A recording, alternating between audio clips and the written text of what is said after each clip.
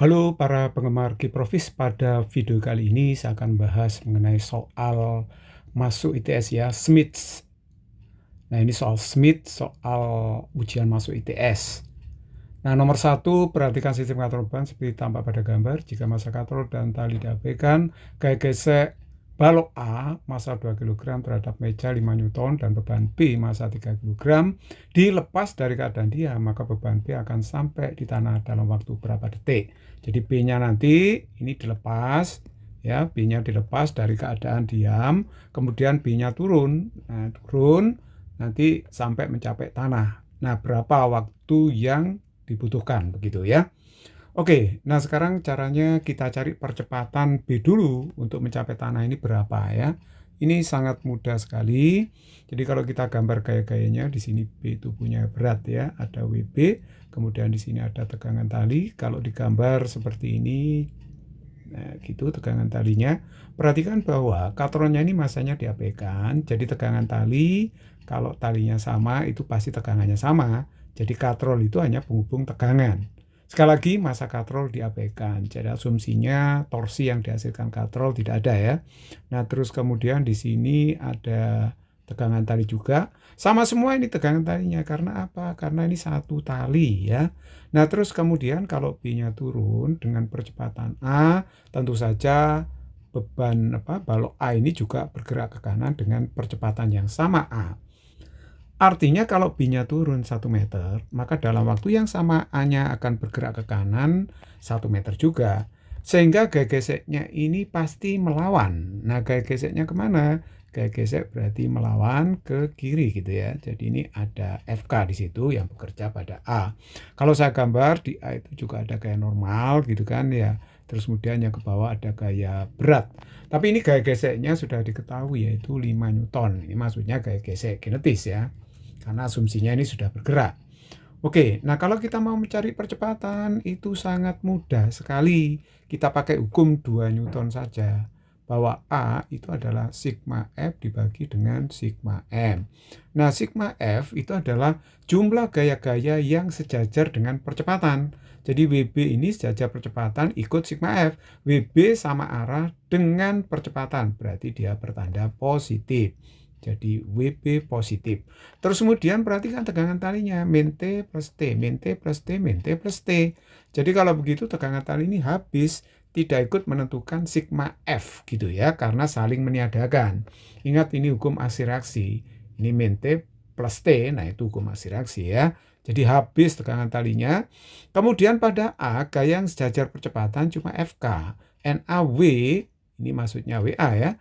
Ini tidak sejajar percepatan, tidak ikut menentukan sigma F. Jadi yang sejajar percepatan adalah FK. Karena ini berlawanan dengan gerak benda dengan percepatan, maka tandanya negatif. Jadi dikurangi dengan FK gitu ya. Terus kemudian dibagi dengan sigma M, berarti MA ditambah dengan MB.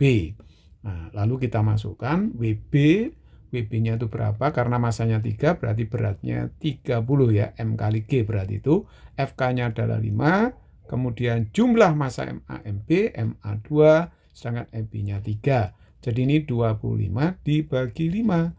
Hasilnya berarti 5. Inilah percepatan baik A maupun B. Jadi B turun dengan percepatan 5, konstan. Jadi ini problem GLBB. Nah kalau GLBB berarti S-nya itu adalah VOT plus setengah AT kuadrat, begitu kan? Tapi S, jarak tempuh dari B ini sudah diketahui sampai ke tanah 2,5 meter. Jadi kita masukkan aja 2,5, VO-nya 0 dari keadaan diam. Kita mencari waktu setengah. Percepatannya 5 dikalikan dengan T kuadrat. Kalau kita lihat di sini 2,5 ya kan? Nah ini juga 2,5, 5 per 2 itu persis ya. Jadi kalau begitu T kuadrat sama dengan 1. Berarti T-nya berapa? Ya 1 skon. Jadi jawaban yang tepat mana? Berarti jawabannya adalah A. It's very easy problem. Kita lanjut, nomor 2, batang kayu mungkin AB dihubungkan katrol beban dengan tali yang masanya dapat diabaikan. Koefisien gesek statis antara ujung batang A dengan lantai setengah. Bila beban hampir jatuh pada posisi seperti tampak pada gambar, maka perbandingan berat beban terhadap berat batang AB adalah berapa? Oke, baik. Sekarang kita bahas ya. Coba perhatikan di sini beban ini punya berat. Saya gambar dulu. Berat itu arahnya selalu ke bawah. Saya namakan WB. Kemudian talinya ini tegang ya. Tegangan tali menggambarnya seperti ini, cucuk menyucuk ya. Kemudian di sini ada juga tegangan tali. Ini perhatikan tegangan talinya itu di sini sama ya. Kenapa kok tegangannya sama? Karena ini satu tali aja. Jadi ini T, ini juga T, sama. Ini garis reaksi. Ini T, sama semua. Seperti itu. Nah, kemudian batang ini punya berat. Titik beratnya selalu di tengah-tengah. Nah, ini saya gambar berat batang WAB. Titik beratnya misalnya di Z gitu ya. Nah, karena di sini batangnya mungkin titik beratnya di tengah, berarti jarak titik A ke Z di sini adalah setengah dari panjang batang. Panjang batang saya namakan sebagai L, sedangkan B ke sini nanti ke A itu adalah L ya.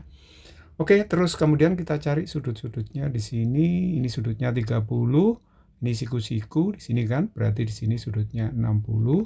Kemudian kalau saya tarik ke bawah di sini, gini ya, saya tarik ke bawah lurus kayak gini, maka nanti di sini sudutnya berapa ya? 60 juga ya. Nah, sehingga yang di sini, maka sudut ini adalah pelurusnya 120 derajat gitu. Nah, kalau beban ini hampir jatuh, maka otomatis B-nya ini agak naik sedikit ke atas, sehingga ujung batang A itu akan bergeser ke kanan. Sehingga gaya geseknya akan melawan, arahnya adalah ke kiri. Di sini adalah bekerja gaya gesek statis ya. Selain itu di sini juga ada gaya normal. Kalau saya gambar ini ada normal di ANA begitu. Oke.